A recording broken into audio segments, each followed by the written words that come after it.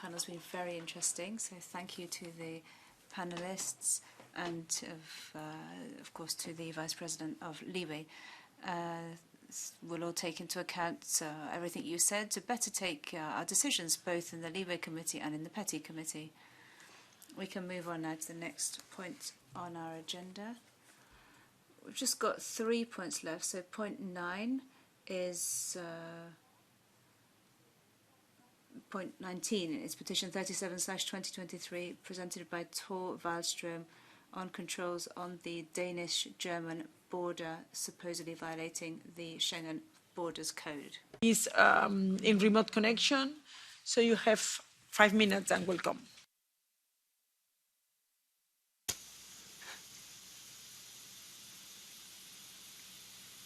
Hello everyone, can you see me all right and hear me? Yes. Perfect, thank you. I'll try to keep it brief. I think we all agree that time is one of the most precious resources we have, and I thank you for the time here today. As you can see on screen, this amazing picture of the queue, and I guess you can all see that on the right side is the queue towards the Danish border and the left side is leaving Denmark into Germany, and this has now been the case for the past 6.5 years. So if you take the next slide, please. This Schengen area, like has already been said many times, we have these fantastic principles of freedom, justice and efficient movement across borders. And it's been one of my joys from my grandfather, who is no longer with us, that we had this change of being able to go to Germany, and it's just an absolute delight. And then the Danish government decided to reintroduce border controls, with every 6 months submitting a new cause with useless excuses on why it is there. And at the same time, it has been very lax, the border enforcement. So we have had primarily border enforcement with the highway. And at the same time, you could cross the border in many other areas totally without any form of control if you just chose one of the small borders. Excuse me, petitioner, yes? We have a problem. If we cannot see your face in the video, the interpreters, they cannot be interpret you. So this means that we can just hear in English, and not everybody speaks and understands English. Yes. So if you can reconnect or... I will switch try. the camera on. It could be fun. Okay, voila, perfecto. Fantastic. Thank you so much. Apologies. So this type of enforcement we've had in Denmark has basically been a very, very different approach from the government, where we had the primary enforcement with the German border, massive queues and so on. If you take the next slide. And next slide, please. Yeah. So this is a very strange situation where we have temporary border control, where we have the opportunity to reintroduce it for 6 months at a time, but Denmark has now been doing it again and again and again. If you take the next slide, please. These types of things also go against the European values. So this with the free labor and free movement, and also the free movement of goods, where if you take the next slide also, you will see these massive queues that are sometimes consisting only of heavy transport from the roads. And as the members from Romania and Bulgaria have said, a part of joining the Schengen from their behalf, which I hope they are successful with, there are many of the truck drivers from these nationalities, and they sometimes wait at the Danish border for hours before they are allowed in. And if you take the next slide again, this is now an updated picture. I took this personally on the 14th of July, so only a few days old. And this is after the changes by the Danish government. So this building that you will see on the picture on the left side is now no longer with a police officer inside, but we have left all the equipment.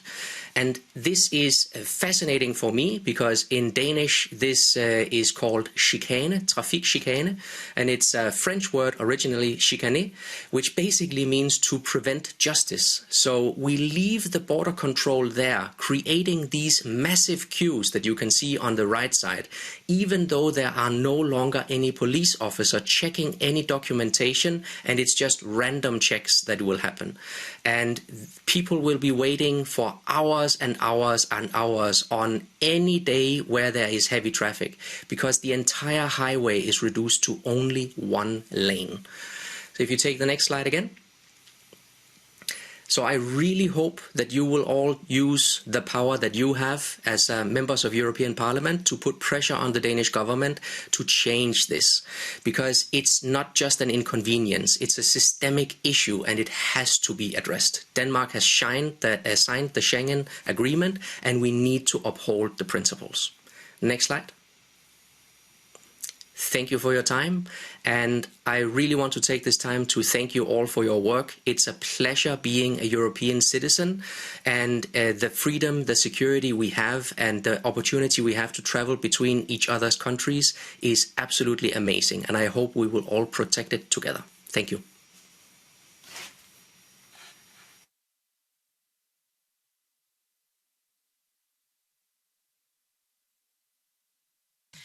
Now I'm giving the floor to the Commission, to the Home Department, Corina Ulrich. Thank you very much, and thank you very much for the petitioner. I mean, we've already talked a lot about the current internal border controls in place, but now this petition gives me the opportunity to go a bit more in depth of what we have been doing over the last couple of months. As I said, since early autumn 2022, the Commission Schengen Coordinator has been engaged in a close dialogue with the member states that maintain currently internal border controls, as well as with the member states affected by these controls. So this informal dialogue started in October 2022, and actually since May 2023, we have even a formal consultation as provided for under the Schengen Borders Code in order to address the reasons of the internal border controls, as well as possible mitigating measures and alternative measures that could replace the border controls in the near future. In the context of these discussions, we have also been looking closely at the controls carried out by Denmark. And to our knowledge, these controls are, as the petitioner also says, carried out as spot checks, but actually in a rather sophisticated way, based on a number plate recognition, so that only a small minority of the cars that are passing are actually controlled. At the same time, Denmark has taken mitigating measures to reduce this kind of congestions that were shown on the pictures.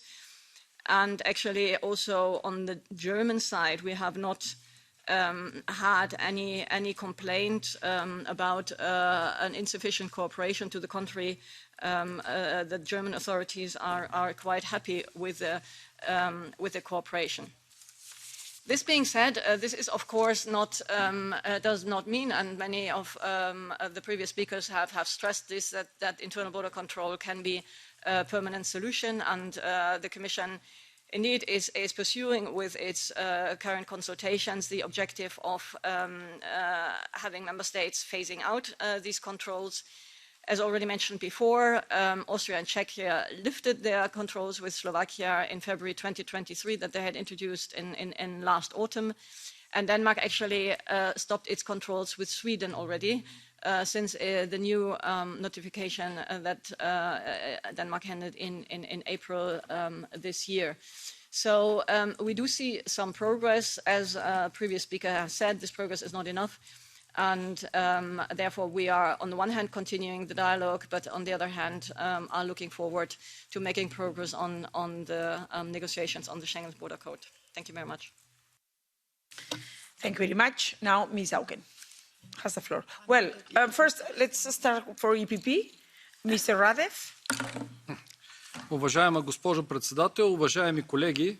Madam Chair, colleagues, I would like to thank the petitioner for this case that was brought to our attention. Unfortunately, this is not the only case of non-conformance with the disregard of European rules and discrimination against European citizens with regard to Schengen. In this case, I would like to say that the Schengen Borders Code allows a member state where there is a serious threat to its public policy or internal security to temporarily reintroduce border controls at its borders. This is something that a lot of member states started using back in 2015 with the first waves of migration, and later on they continued to use it during the pandemic. However, let me recall that if such reintroduction of border control does take place, it may not exceed the maximum duration of 6 months. To date, a total of 7 member states have notified the Commission of the temporary reintroduction of border controls. However, what is very important is that this set of countries is almost all the time one and the same. Thus, unfortunately, the Schengen area, although without borders, is in fact still divided. Moreover, the reintroduction of internal borders control must be applied as a last resort in exceptional situations and must respect the principle of proportionality. Unfortunately, the reference to concerns about migration or terrorism and subsequently the COVID-19 pandemic has allowed several member states to maintain their border control for over 8 years without any interruption. In view of this, I hope that the European Parliament will approve as soon as possible the amendment of the Schengen Borders Code, and with regard to the petition, it is the position of EPP Group that it should remain open. Ms. Guillaume, S&D. Merci. Thank you very much. I was expecting a different outcome, Mr. Radev, but perhaps we'll have the opportunity to discuss this later. We've had a reminder of this, that Denmark, as well as other member states, are still continuously applying internal controls. To justify these controls, there has to be a terrorist threat, war in Ukraine, etc. But for a number of years as well, these threats have not been disappearing, and it seems clear that internal controls are not necessarily the appropriate response to those threats, and that other measures ought to be taken instead of controls. The Court of Justice, in its 2022 ruling, said that these checks do not respect Schengen Code or free circulation. They must be that must be the rule and not the exception. A number of member states have also decided to accept these rules.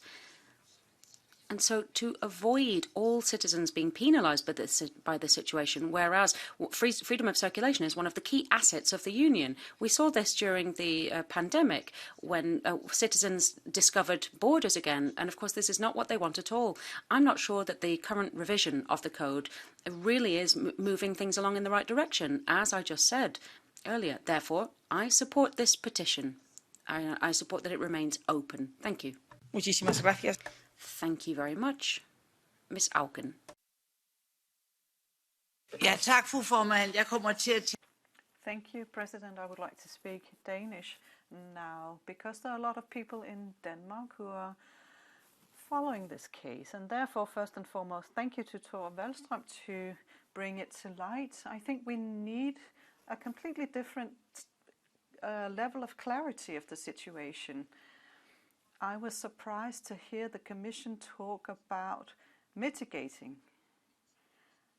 Excuse me, you don't mitigate. These are violations of the law. That is a weird way of using the language. This is illegal pertaining to the Schengen rules, and the court has said that these reasons that Denmark is using is just copy-paste of what one has said already. And I know from Denmark that it's simple politics. It's just to show that you're a bit tough and a little bit anti-EU and a little bit anti-migration and a little bit anti all over the place. And that is how they're using it. And it's allowed to be used like this, despite the harassment that it represents to the commuters in the area that go back and forth all the time. It's one of the happiest situations, one of the most successful situations in Europe.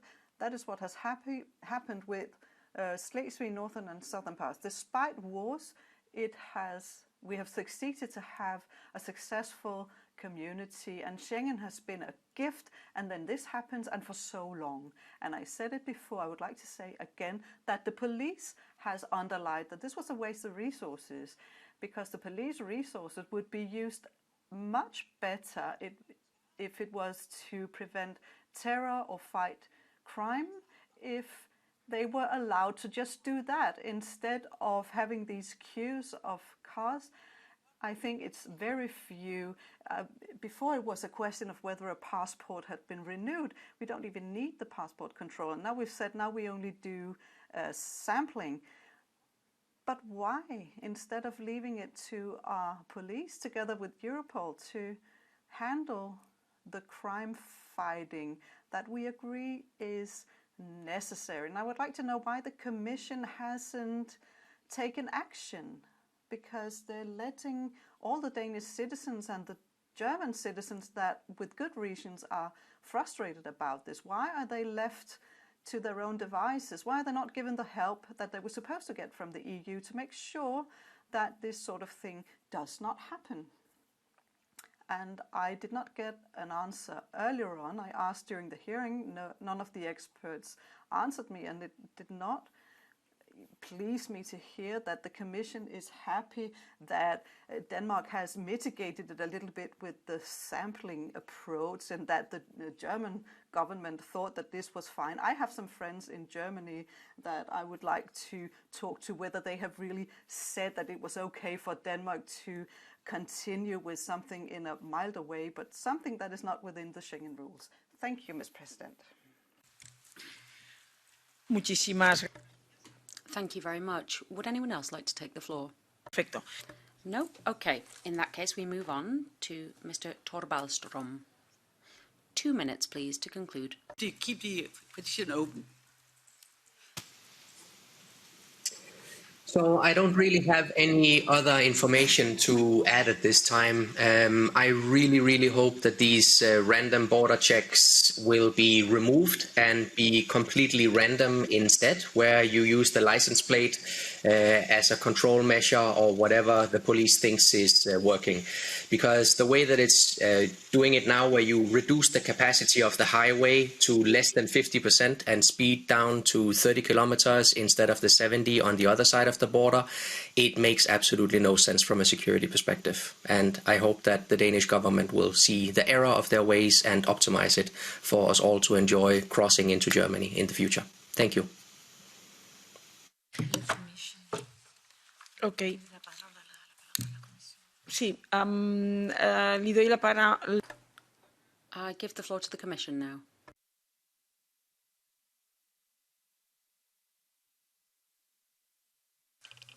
Yes, thank you very much. Perhaps a last comment on the measures taken by the Commission. I mean, I explained that the Commission has launched this this dialogue and now formal consultations with the member states concerned under the Article 27 of the Schengen Borders Code. Of course, there are different tools at the disposal, and of course, we could have considered adopting an opinion under the Schengen Borders Code. However, we think if we have 6 member states that have these controls in place, we might not share necessarily their assessment. At the same time, it is their prerogative to judge whether their internal security requires such measures. And we think if there are so many member states, then there is a bigger problem behind. It's not only one member state. It is a considerable share of member states that see a problem with the current functioning of the Schengen area, and therefore the Commission thinks that consultation and looking together for measures that can be more effective, encouraging more cross-border police cooperation, exchanging best practices, are more effective in the end than launching formal procedures that in the end would at some point have to go to court and will not bring us any added value in the very near future. So this is clearly a political choice, and we think we are on a good way, and we hope to make further progress as I described earlier. Thank you. Okay, pues muchísimas. Thank you very much. After having listened to the petitioner, to the Commission and to the groups, we will leave this petition open. And we will also ask the Commission if we can have a response in writing. That's what we'll be asking, and then we'll update all of the information on this topic as it evolves. Okay, thank you very much. Now we carry on the next item on the agenda, which is item 20. This is petition number 496/2023 by Neno Dimov. This is a Bulgarian citizen on behalf of Conservative Institute on the right of Bulgaria to join the Schengen area. 104 of this year by Ivailo Dermendijev, Bulgarian citizen, on allowing Bulgaria to join the Schengen area. We have one petitioner in the room, another petitioner in the remote system. So let's first give the floor to the one petitioner that is here with us, that is Mr. Ivailo Dermendijev. So you have 5 minutes, and then I'm going to give 5 more minutes to Neno Dimov in remote